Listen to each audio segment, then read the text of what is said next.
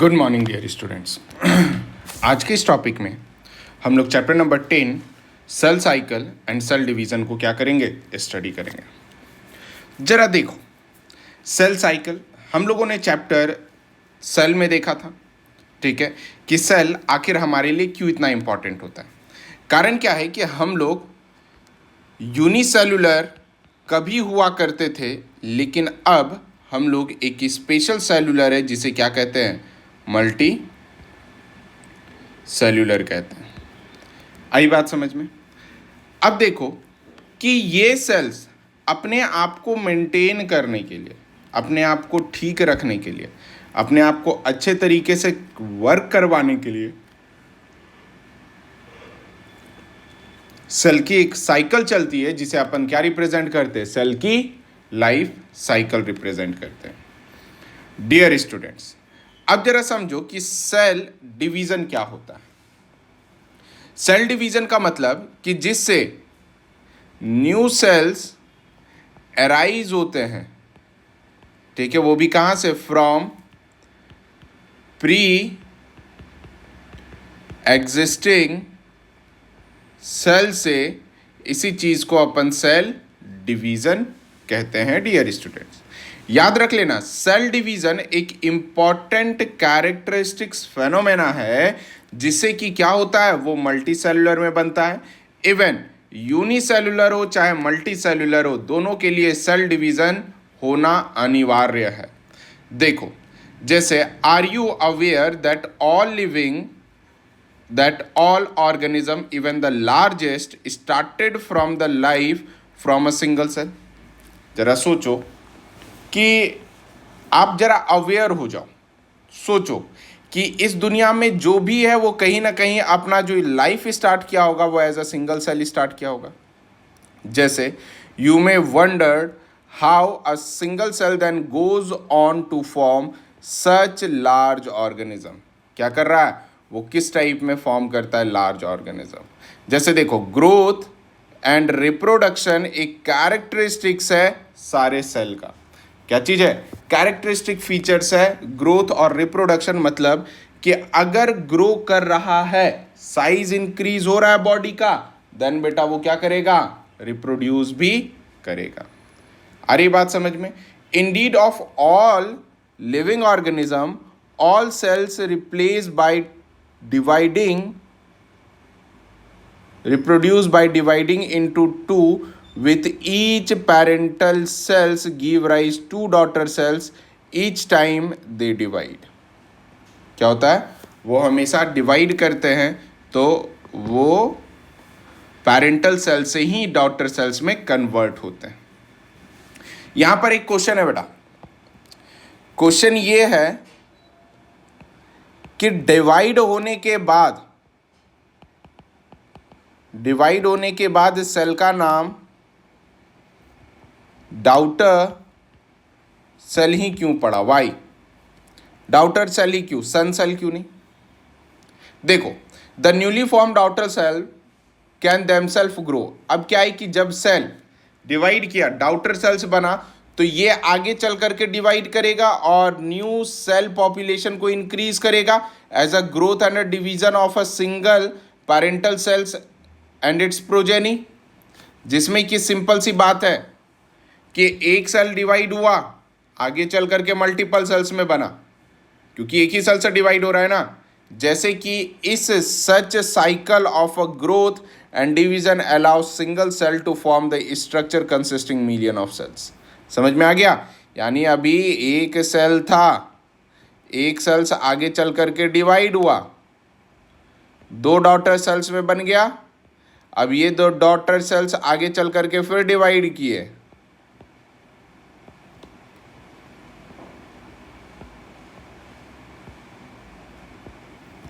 अरे बात समझ में। यानी एक से चार, दैट इज द मल्टी सेलुलैरिटी। ये क्या हो गया, मल्टीपल सेल फॉर्मेशन हो गया। नाउ अब इसमें जो हम लोग डिस्कस करेंगे, सबसे बेस्ट इंपॉर्टेंट और सबसे इंपॉर्टेंट टॉपिक, जिस चीज का नाम अपन क्या देते हैं, सेल साइकिल देते हैं। सेल है क्या और सेल डिवीजन, सेल क्या होता है मैंने ऑलरेडी चैप्टर 8 में पढ़ा दिया। सेल साइकिल है क्या, सेल साइकिल में जो सेल डिवीजन है ये काफ़ी इंपॉर्टेंट प्रॉपर्टीज है किसी भी लिविंग ऑर्गेनिज्म का। क्यों? क्योंकि अगर सेल डिवाइड नहीं करेगा तो बंदा एक सिंगल सेल, क्या चीज, बंदा एक सिंगल सेल सिंगल में ही रह जाएगा। लेकिन सेल की जनसंख्या बढ़ानी, जनसंख्या के साथ साथ उसे अपने आप को लाइफ में स्टेबल और अच्छा प्रूफ करना है, वो दिखाना है, तो सेल को क्या करना होगा? डिवाइड करना होगा। अब जरा देखो, सेल डिवीजन के दौरान डीएनए का रेप्लिकेशन और सेल का ग्रोथ भी होता है। डीएनए का रेप्लिकेशन का मतलब होता है डीएनए मीन्स जो हमारे जनीन का कोडिंग है डीएनए वो रेप्लिकेट करता है। रेप्लिकेट का मतलब कि कॉपी बनता है उसका, ठीक है। सेल ग्रोथ भी होता है और ये सब सारा प्रोसेस जिसमें कि cell division, DNA replication, cell growth होता है जो कोऑर्डिनेटेड होता है इस तरीके से ताकि इंश्योर कर सके करेक्ट डिवीजन और फॉर्मेशन कर सके progeny cell containing the intact genome. आई बात समझ में?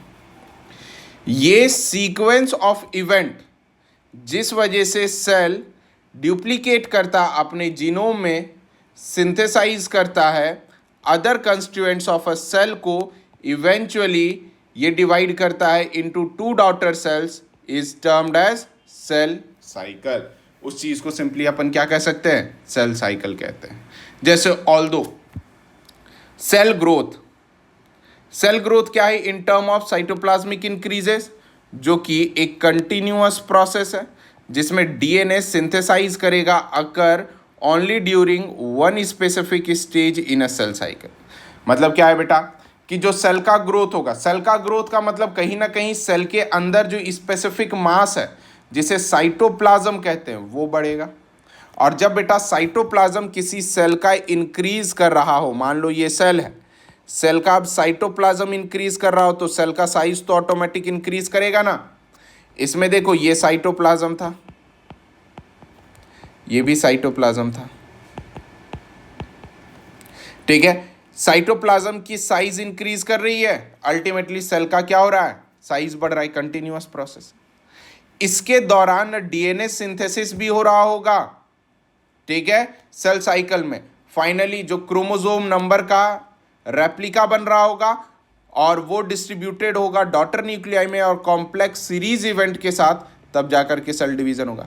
मतलब अब क्या है, ये न्यूक्लियस है ना, न्यूक्लियस के अंदर डीएनए वगैरह होता है, तो अब इसके अंदर रेप्लिका फॉर्म कर रहा होगा कुछ इस टाइप का और ये डिवाइड करने के लिए तैयार होगा। आई बात समझ में? और अल्टीमेटली क्या कर लेगा?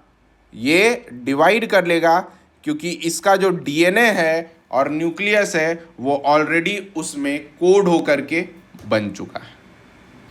ये सारा इवेंट जेनेटिक कंट्रोल्ड होता है बेटा। कैसा होता है? जेनेटिक कंट्रोल्ड होता है। आई बात समझ में? देखो अब बात करते हैं इस जगह पर कुछ इंपॉर्टेंट, जैसे कि सेल साइकिल का कंसिस्ट करता है, कह सकते हो कि सिर्फ दो बेसिक फेज, ठीक है। कभी भी सेल साइकिल का सिर्फ टू बेसिक फेज कहलाता है। फेजेस कह लो, स्टेट्स कह लो या फिर पीरियड्स कह लो। कितने होते हैं? सिर्फ दो होते हैं। जैसे पहला एक हो गया non dividing,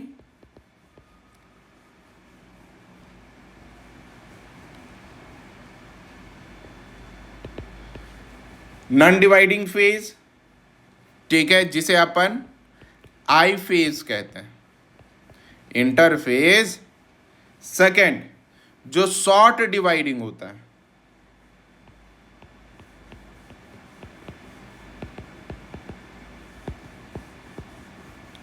short dividing phase को एम फेज कहते हैं। एम फेज का मतलब होता है माइटोटिक फेज, ध्यान रखना, एम फेज माइटोटिक फेज होता है। सबसे ज़्यादा लॉन्गेस्ट फेज आई फेज होता है। अब इसी चीज़ को हमें डिस्कस करना है।